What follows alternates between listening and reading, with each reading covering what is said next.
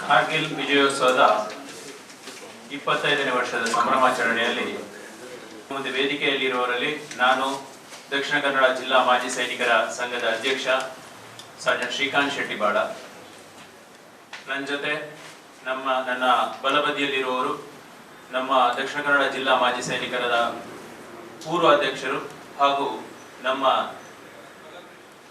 ಮಾರ್ಗದರ್ಶಕರಾದಂತಹ kernel ನೆಟ್ಟೆಗುತ್ತು ಶರತ್ ಭಂಡಾರಿ ಅವರು.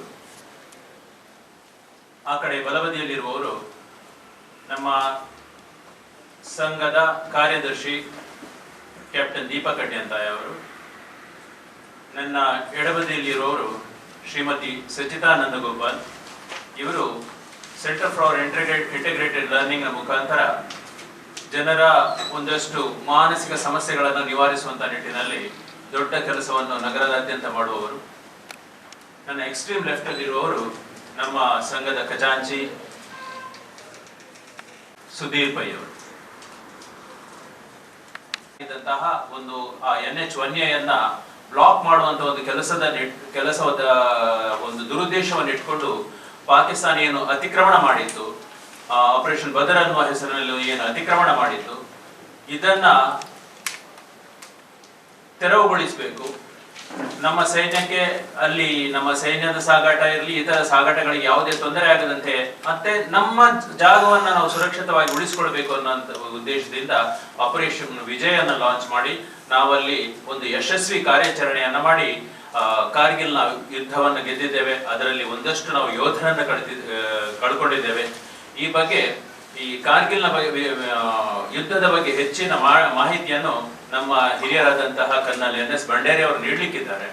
ಆದ್ರೆ 26ನೇ ತಾರೀಕಿಗೆ ಏನು ಈ 25ನೇ ವರ್ಷದ ಸಂಭ್ರಮಾಚರಣೆ ಏನು ನಡೆಯಲಿದೆ ಅದರ ಬಗ್ಗೆ ಒಂದೆರಡು ಮಾತು ಹೇಳಬೇಕಿದ್ರೆ, ಇದರಲ್ಲಿ ನಮ್ಮ ಈ ಸಂಘದ ಜೊತೆ ಕೈ ಜೋಡಿಸ್ಲಿಕ್ಕೆ ಈ ಒಂದು ಕಾರ್ಯಕ್ರಮವನ್ನು ಆಯೋಜಿಸುವ ನಿಟ್ಟಿನಲ್ಲಿ ಸಂಘದ ಜೊತೆ ಕೈ ಜೋಡಿಸಲಿಕ್ಕೆ ಮಹಾನಗರ ಪಾಲಿಕೆ ಸಹ ದೊಡ್ಡ ಕೊಡುಗೆಯನ್ನು ಕೊಡ್ತಾ ಇದೆ. ಇದರ ಹೊರತಾಗಿ ರೋಟರಿ ಇಂಟರ್ನ್ಯಾಷನಲ್ ಡಿಸ್ಟ್ರಿಕ್ಟ್ 3181 ಎಲ್ಲ ಸದಸ್ಯರು ನಮ್ಮ ಜೊತೆ ಕೈ ಜೋಡಿಸಲಿಕ್ಕಿದ್ದಾರೆ. ಲಯನ್ಸ್ ಕ್ಲಬ್ ನವರು, ಶ್ರೀಶಾ ಕ್ರೆಡಿಟ್ ಕೋಆಪರೇಟಿವ್ ಸೊಸೈಟಿಯ ಬ್ಯಾಂಕಿನ ಅಧ್ಯಕ್ಷರು ಮತ್ತು ಅವರ ಸಂಘಟನೆ, ಹಾಗೂ ಸೆಂಟರ್ ಫಾರ್ ಇಂಟಿಗ್ರೇಟೆಡ್ ಲರ್ನಿಂಗ್ ನ ಸಚಿತಾ ನಂದಗೋಪಾಲ್ ಮತ್ತೆ ನಂದಗೋಪಾಲ್ ಪ್ರೌಢ ಸಹ ಇಲ್ಲೇ ಇದ್ದಾರೆ. ಅವರ ತಂಡ ಸಹ ನಮ್ಮ ಜೊತೆ ಕೈ ಜೋಡಿಸಲಿಕ್ಕಿದೆ. ಹಾಗೆ ದೊಡ್ಡ ಮಟ್ಟಿಗೆ ಕಳೆದ ಒಂದು 3 ವರ್ಷದಿಂದ ರಾಷ್ಟ್ರಭಕ್ತ ನಾಗರಿಕ ವೇದಿಕೆ ಸಹ ನಮ್ಮ ಜೊತೆ ಕೈ ಜೋಡಿಸ್ತಾ ಇದೆ. ಅವರೆಲ್ಲರಿಗೂ ನಾನು ಈ ಸಂದರ್ಭದಲ್ಲಿ ಧನ್ಯವಾದಗಳನ್ನು ಹೇಳ್ತಾ, ಸುಮಾರು 14 ವರ್ಷದಿಂದ ನಾವು Dakshina Kannada ex service men association ಅವರೊಂದಿಗೆ ಕೈ ಜೋಡಿಸಿ ನಮ್ಮ ಕಾರ್ಗಿಲ್ ವಿಜಯೋತ್ಸವವನ್ನು ಆಚರಿಸ್ತಾ ಇದ್ದೇವೆ. ವಿಶೇಷ ಏನಂದ್ರೆ ಶಾಲೆ ಮಕ್ಕಳನ್ನು, ಟೀಚರ್ಸ್ ಅನ್ನು ಜೊತೆ ಸೇರಿಸಿಕೊಂಡು ಅವರಿಗೆ ಒಂದು ದೇಶಭಕ್ತಿಯ ಹಾಗೂ ಸೇನೆಯಲ್ಲಿ ಒಂದು ಸೇವೆಯನ್ನು ಸಲ್ಲಿಸಬೇಕು ಹಾಗೂ ಎಕ್ಸ್ ಸರ್ವಿಸ್ ಮೆನ್ ಅವರ ಒಂದು ಅನುಭವವನ್ನು ಹಂಚಿಕೊಳ್ಳುವ ಒಂದು ಸುಸಂದರ್ಭ ನಾವು ಪ್ರತಿ ವರ್ಷ ಕೂಡ ನಡೆಸಿಕೊಂಡು ಬರ್ತಾರೆ.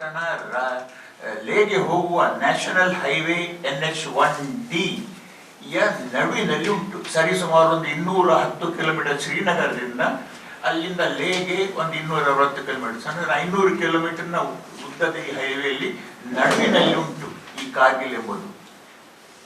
ಈ ಕಾರ್ಗಿಲ್ ಪ್ರದೇಶ ಅದರ ಉತ್ತರದಲ್ಲಿರುವ ಒಂದು 20 ಕಿಲೋಮೀಟರ್ ನಂತರ ತುಂಬಾ ಗುಡ್ಡ ಪ್ರದೇಶ, ಕಾಡಲ್ಲ, ಗುಡ್ಡ ಪ್ರದೇಶ, ಎತ್ತರವಾದ ಗುಡ್ಡ ಪ್ರದೇಶಗಳು. 18,000 ಸುಮಾರು ಎತ್ತರ ಉಂಟು. ಇದು 1947 ನಮಗೆ ಸ್ವಾತಂತ್ರ್ಯ ಸಿಕ್ಕಿದ ದಿನದಿಂದ ಈ ಸ್ಥಳ ಪಾಕಿಸ್ತಾನ ಮತ್ತು ಭಾರತದ ನಡುವೆ ಘರ್ಷಣೆಗೆ ಯಾವಾಗಲೂ ತೆರವಾದ ಸ್ಥಳ.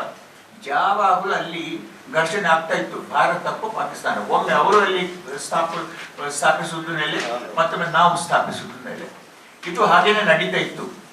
1984ರಲ್ಲಿ ಏಪ್ರಿಲ್ ತಿಂಗಳಲ್ಲಿ ಭಾರತದ ಸೇನೆ ಆಪರೇಷನ್ ಮೆಗ್ದೂತ್ ಅದರಲ್ಲಿ ಆ ಕಾರ್ಯಾಚರಣೆಯಲ್ಲಿ ಈ ಪ್ರದೇಶವನ್ನು ಸ್ವಾಧೀನಪಡಿಸಿಕೊಂಡು ನಮ್ಮ ನೆಲೆಯನ್ನು ಶಾಶ್ವತವಾಗಿ ಅಲ್ಲಿ ಸ್ಥಾಪಿಸಿದೆವು.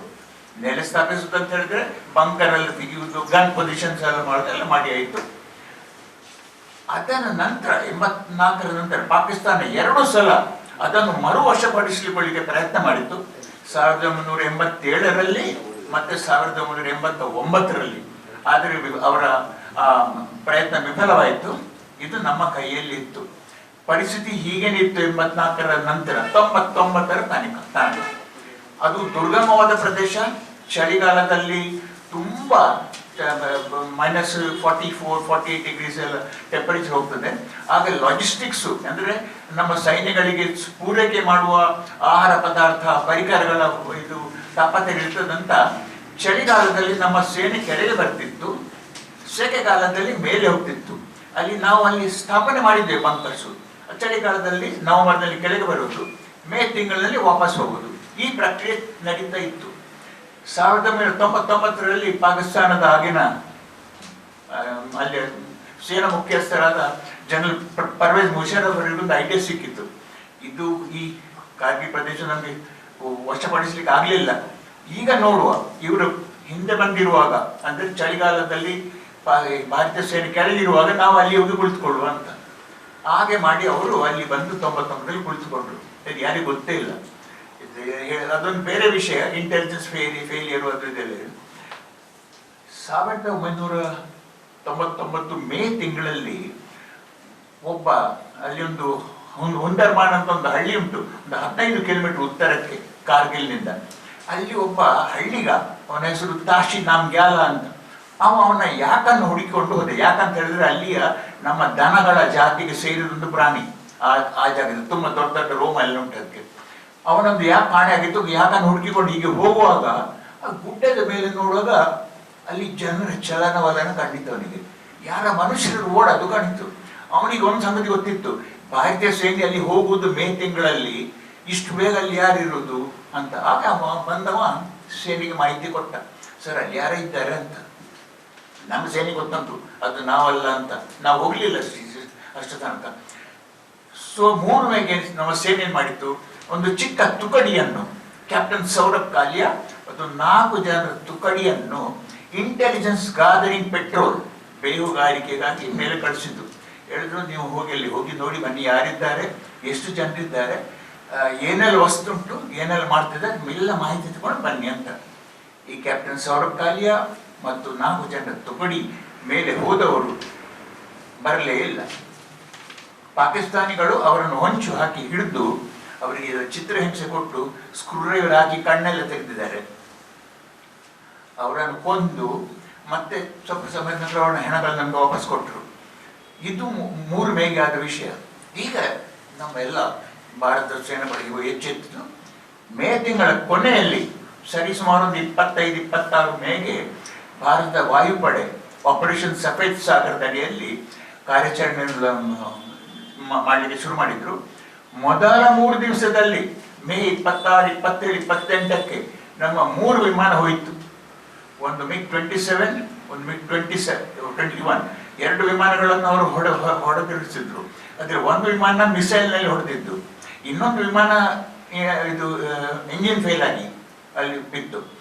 ಇನ್ನೊಂದು ಹೆಲಿಕಾಪ್ಟರ್ ಫ್ಲೈಟ್ ಮೊಹಿಲನ್ ಮತ್ತೊಂದು 4-5 ಜನರಿದ್ದ ಹೆಲಿಕಾಪ್ಟರ್ನ್ನು ಅವರು ಕ್ಷಿಪಣಿ ಹೊಡೆದು ಬೀಳಿಸಿದ್ರು.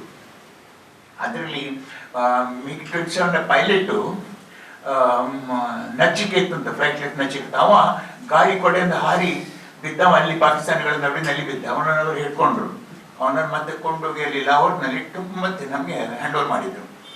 ಇಷ್ಟೆಲ್ಲ ಆದ ನಂತರ ಜೂನ್ನಲ್ಲಿ ಭಾರತೀಯ ಸೇನಾ ಪಡೆಗಳು ಆಪರೇಷನ್ ವಿಜಯ್ ಎಂಬ ಕಾರ್ಯಾಚರಣೆಯನ್ನು ಶುರು ಮಾಡಿದ್ರು. ಅಲ್ಲಿ ತುಂಬ ಯುದ್ಧ ಆಯಿತು. ಚಿಕ್ಕ ಚಿಕ್ಕ ಎತ್ತರದ ಸ್ಥಳಗಳನ್ನೆಲ್ಲ, ಲಡಾಖ್ ಪ್ರದೇಶದ ಒಂದು 2ನೇ ಅತಿ ಮುಖ್ಯವಾದ ಪಟ್ಟಣ, ಮುಖ್ಯ ಪಟ್ಟಣ ಲೇ. ಈಗ ಕಾರ್ಗಿಲ್ ಒಂದು ಜಿಲ್ಲೆಯಾಗಿ ಮಾರ್ಪಾಡಿದೆ, ಅದು ಜಿಲ್ಲಾ ಪಟ್ಟಣ ಆಗಿದೆ. ಸುರ ಎಂಬ ನದಿಯ ಮೇಲೆ ಸ್ಥಿತವಾಗಿದೆ. ಸರಿಸುಮಾರು ಒಂದು 8,500 9,000 ಅಡಿ ಎತ್ತರದಿಂದ ಮಧ್ಯ ಸಮುದ್ರ ರೇಖೆಯ ಮೇಲೆ ಸ್ಥಿತವಾಗಿದೆ.